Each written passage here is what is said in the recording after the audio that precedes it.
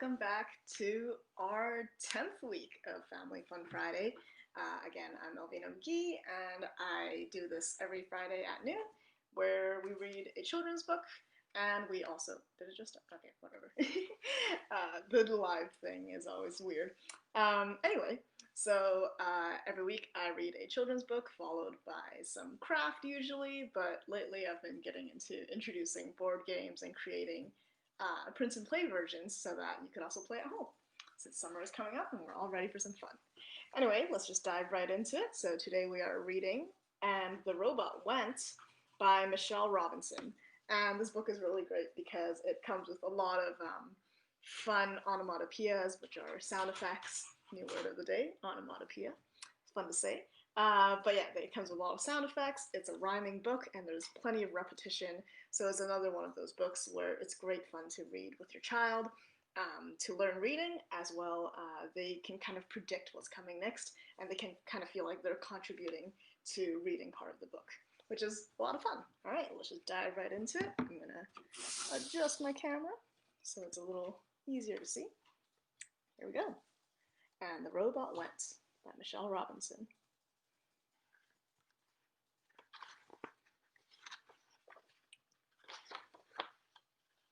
That's the first page. The nosy fox looked into the box, and the robot went. Boo. The nosy fox looked into the box. The eager beaver pulled the lever, and the robot went. Boo. Bang. I'm trying to reposition. There we go. The nosy fox looked into the box. The eager beaver pulled the lever. The wicked witch flicked the switch, and the robot went. Boo, bang, click. I think you're actually supposed to read it the other way around. Click, bang, boo. That might make more sense. The nosy fox looked into the box. The eager beaver pulled the lever.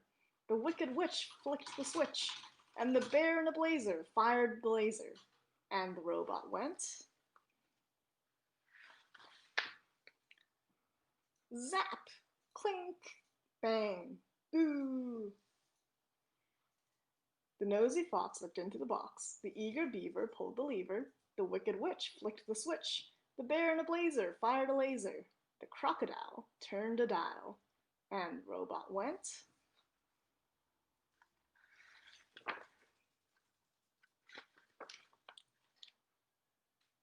Tippa-tappa, zap, click, bang, boo.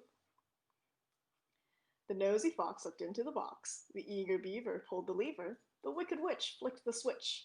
Bear in the what's that? It's a tongue twister. The bear in a blazer fired the laser. The crocodile turned the dial, and the blue gnu twisted the screw, and the robot went. Ooh, tippa-tappa, zap, click, bang, boo. The nosy fox, oops, trying to tilt it. Okay, there we go. This way? Okay. The nosy fox looked into the box. The eager beaver pulled the lever. The wicked witch flicked the switch. The bear in the blazer fired the laser. The crocodile turned the dial. The blue gnu twisted the screw. And the band of knights polished the lights. And the robot went.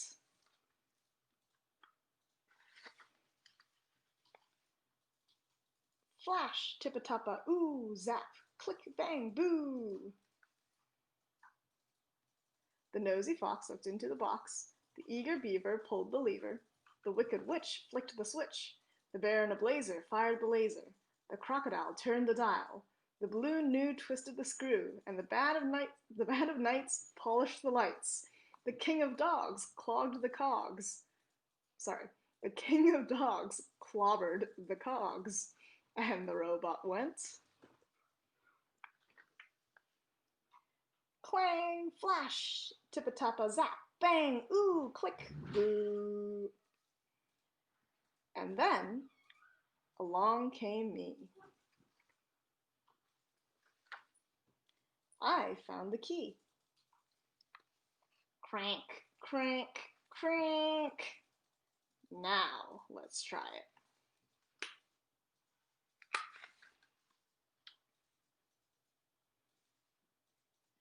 Clobber the cogs, king of dogs. Polish the lights, band of knights.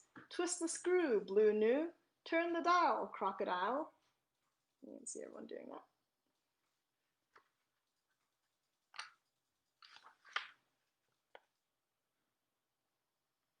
Fire the laser, bear in a blazer. Flick the switch, wicked witch.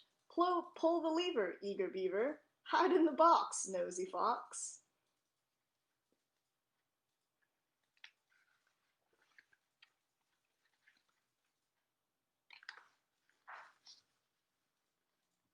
Clang, tippa-tappa, flash, ooh, zap, click.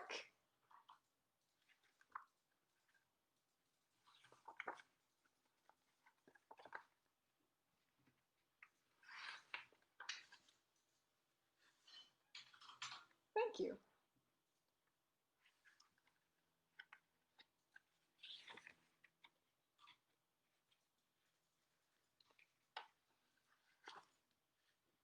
And the robot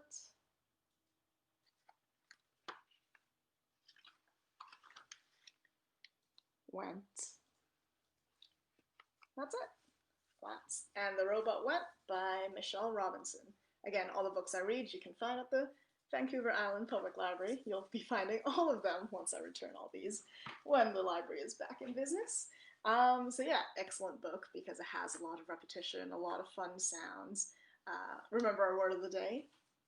Onomatopoeia, sound effects. Yeah, it's an excellent little book. It's a bit of a fun tongue twister as well. And yeah, that's that. So today we will be playing I'll be teaching you how to play Railroad Inc. by, I'm trying to get this right. I saw a video on how to pronounce it, but I'll probably still butcher it. Hjalmar, Hach, and Lorenzo Silva. So that's Railroad Inc. It comes in a cute little box. I was Googling if there were any free print-and play versions for everyone watching, that if they wanted to play at home, but unfortunately there wasn't, so I just kind of made my own, and I put it into a PDF document, and I uploaded it on Google Drive, and the link is attached to the description, so you could print that out and play it alone. You can play it with me. You can play it at home with your family if you'd like, and yeah, there's that. So it comes in this lovely little box, and it's a very beautiful game, and unlike last time, I actually prepared a part of a demonstration play so that I can explain the game a little bit better than I did. Always learning. Alright, so Railroad Inc. comes with, it's not ink, I always keep saying ink, but it's actually ink, because it's about drawing. It's a lovely little game. So it comes with all these little boards that you can all play if you got the full version, but obviously at home you could just print out as many as you'd like. It also comes with a bunch of markers and these dice over here. So I'm just going to explain. It's really, I'm like trying to think about what I was planning to say, and then I'm also getting mixed up because I'm so excited to explain the game. So why this game is fun is that it's kind of like a puzzle game. You roll these dice with railroads and highways on them. That's what they call them in the game. And basically you try to connect them to these exits on your board. And you roll the dice every turn and you draw down whatever there is. And why this is fun is because, you know, you just kind of like to connect everything and make it all nice. And obviously you get points at the end of the game, and the person with the most points win. So there's that. I really enjoy it because it's just a very relaxing game. You could compete with each other, or by scoring the most points, or you could just play by yourself, which I like to do. It's a relaxing evening thing. All right, so let's jump into it. So I'm going to explain these dice here. There's a little. Don't look at my railroad on over here. So there are a set of 4 dice. 3 of them are the same. These 3 have a T connection, which is, am I even taking? Yes, okay. A T connection. I'm gonna reposition here. All right. So this T connection, you can see over here. You can rotate the dice however you'd like. to put it down. So obviously this has 3 connectors to a railroad. Then you have this kind of elbow, I like to call it, or turn, highway turn, which are over here that I've used. So obviously you use it to turn the highway. And there's these highway T's, which I use over here to connect 3 sides of a highway. Straight lines, obviously, right over here, just straight, and a straight railroad as well. I've used it over here. A straight railroad. You can rotate your dice however you want after you've rolled them. And a bendy railroad or elbow railroad, which I've used here and here, where you can make turns. All right, so, and then you'll have 3 of the same of these dice. And then the next one is a little bit special. It comes with these things called stations. So a station obviously allows you to change between a highway and a railroad, because you cannot do this. You cannot connect a railroad to a highway, because that doesn't make any sense unless you have a station, which this one has. So I've used this one, for example, a turning station over here. It's actually the mirrored one. There it is. Oh, are you allowed to? You definitely are allowed to mirror things. Yeah, you're allowed to mirror things as well, even though it doesn't quite fit. So you see how the highway is going on this side and the railroad is going on this side, but I've like kind of mirrored that, flipped mirrored it, so that it's a railroad going this side and highway going this side. So you have 2 of those on each side of the dice. You have a straight station, which I've used over here, where you could connect a railroad to a highway exit. You have these, which are called overpasses, and you have 2 of these as well. So the railroad goes underneath the highway, so they don't intersect in the station. The highway is kind of an overpass going through the railroad, and I've used one over here. So you can continue your highway and railroad without stopping, because that's an important point counter at the end. All right, so those are all 4 of our dice. So how the game works is every turn, you have 7 turns per game. You rolled these 4 dice. So let's roll it and hope it doesn't bust my audio. There we go. So I've rolled these 4 things. It's totally random, so I'm just gonna try to draw them in. So there are only 3 rules to drawing them. The first is that obviously it has to make sense. You can't just, oh, sorry, the first one is actually you have to connect it somewhere. So you see these ports, they'll have these highways coming out of them, these railroads coming out of them. So you have to either connect it to a port or connect it to an existing highway like this. Can you see? Maybe, yeah, okay. Yeah, so you have to connect it to an existing highway or an existing exit. Otherwise, you can't just put it in the middle like that, because it doesn't make any sense. You also can't put as I said before, you can't put a railroad towards a highway, because that also doesn't make any sense. So that's the first rule, that you have to connect it somewhere and it has to make sense. The second rule is that you have to draw all 4 of these dice. So even if you're like, oh, that one doesn't quite work, it doesn't fit there, then you're kind of forced to put it at another exit, which is, it could be good or bad, depending on what you get next. So you have to draw them all in, and the last rule, I am blanking out, but I've included it in the PDF, and it'll probably come back to me as I'm drawing this. So that's there. Okay, so let's try drawing these. I would probably, since there's a straight exit right here, I would probably want to continue that, draw a straight exit using this dice here. And since there is a railroad on this side and a highway going this way, I might want to use my overpass dice over here. So I'm going to continue that highway and draw my railroad. So it's okay that it doesn't quite connect yet, because next turn I'm hoping I'll probably get some straight railroads or something like that, so that I can connect it. So I've used that one. Now I have 2 more dice left to deal with. And sometimes deal with is the right word, because I don't have anywhere good to put them, which sucks. So I'm probably going to place them in the center here, even though I don't know where they're going to go yet, because within this 9-box center circle, you'll see it highlighted in green, you get 1 point for each tile you have drawn in. So for example, if I put these here, I just get 2 points automatically. So that seems like a pretty good deal, even though I'm unsure about the railroad highway's future. And there we go. So now I've used all 4 of my dice. And so you do this, you roll the dice and you draw everything in. You do that 7 times. There are these little boxes on the side to help you indicate which turn you've drawn what, so that you don't forget it, because you're not allowed to erase things that you've previously drawn, obviously. So I could label that 1, 1, 1, 1. So I remember that I made these on turn 1. Well, these are just turn 0, let's say. And every turn, you could choose to use one of your special connectors. You'll see that they have 4, they're on top of here, and they have 4 different symbols. 4 different connectors, which are unique, and they don't appear on the dice. So these are quite powerful. I don't really need to use one yet, so I'm probably not gonna do it. Yeah, probably not. But you could use one every turn, but you can only use 3 of these the entire game. So you have 7 turns. You may choose to use one of these each turn, but you can only use 3 of these the entire game. All right. So you can't use 2 per turn, for example. So yeah, you can only choose 3 throughout the game of 7 turns. And these here symbols are just kind of to tick off which ones you have in case you forget. Because if you're playing with a few people, you can't just hog up the dice, right? Everyone needs to see them.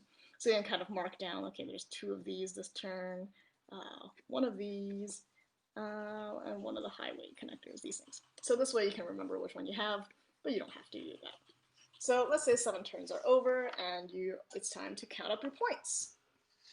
It will have more than this, but to count up your points, you will see these symbols here. So this first one over here with the arrow, that means which exits you're connected to. And it's each consecutive one. So let's count how many exits mine connect to. So that's 1, 2, 3, and 4. So let's call this A. So my A connection has 4 exits. So that's 12 points. You'll see this on this chart right here at the bottom. That I got 4 exits connected, so I get 12 points for that. And this one, see, this one is an overpass, so it doesn't actually connect to this. If this were a station, it would be all connected together, and I would be bumped up to 5. However, it's an overpass, and it doesn't connect. So this is my B line. Am I writing? Yes, I am writing mirrored, because I'm upside down. So my B line doesn't actually go anywhere. There's only 1 connection, so I don't even get any points for that. But say, for example, I do, that's an awful line, let's do that again. Alright, let's say it connects this way to this one over here, and my B line, so this is my B line, 1 consecutive line goes that way, then I'll have 2 connections, which gives me 4 points. For the sake of demonstration, I'm just going to say this also connected to this one here. All right, so if I have 3 of these, so you can more clearly see how the B line is its own separate thing and the A line is its own separate thing, right? Because these do not intersect.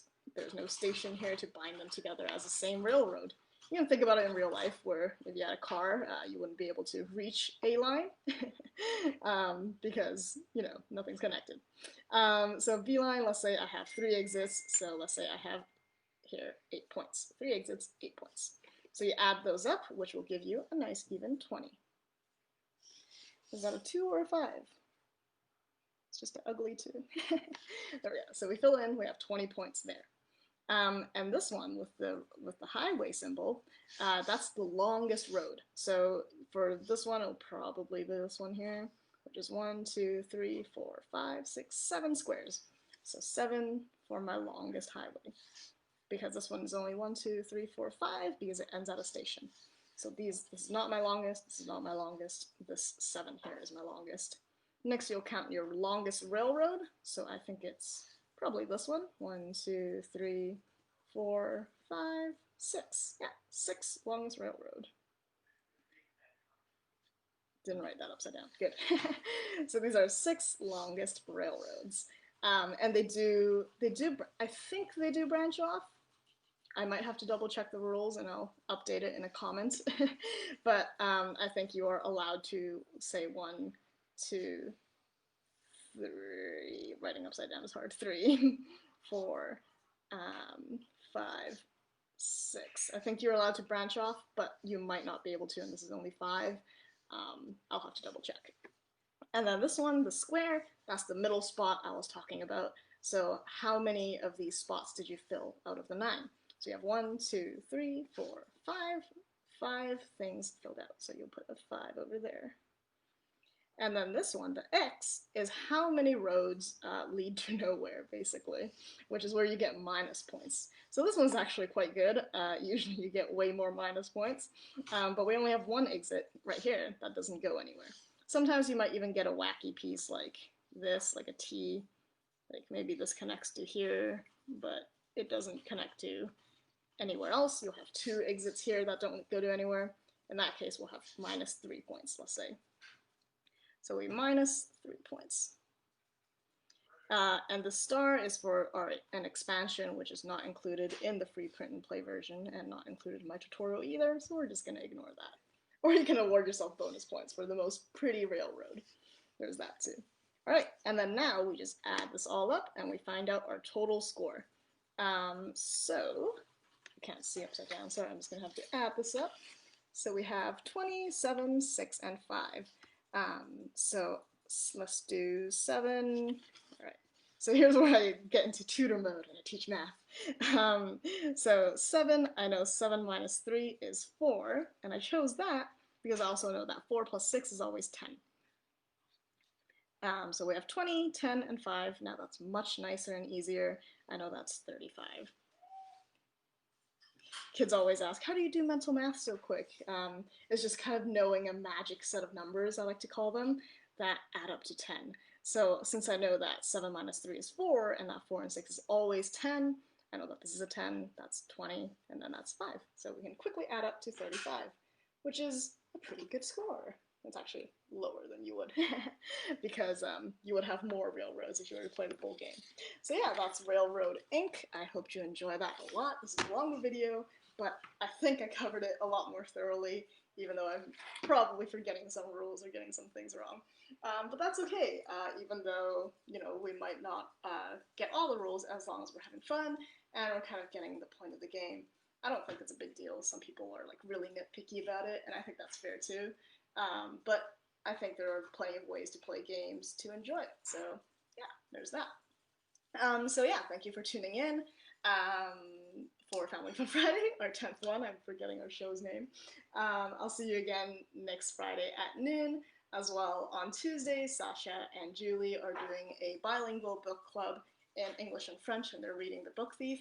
And Chris is still reading The Hobbit on Thursdays at noon. Did I say that Julie was on at 3 or 4? Maybe. And Chris is on at noon on Thursdays. I'm back again, on Fridays at noon for Family Fun Friday. If you do want to get yourself a copy of Railroad Inc., I do highly recommend it. I think there's a blue and a red version in the market right now, but I think the new one's coming in a couple months. I don't know. I think so. But currently available, you can buy right now, is a Railroad Inc. red and blue version. They're the same, it's just different colors, really, and a different theme. Red is about lava and stuff, and lava and meteors. And blue is about lakes and something else, I forget. But it's a more calm kind of version.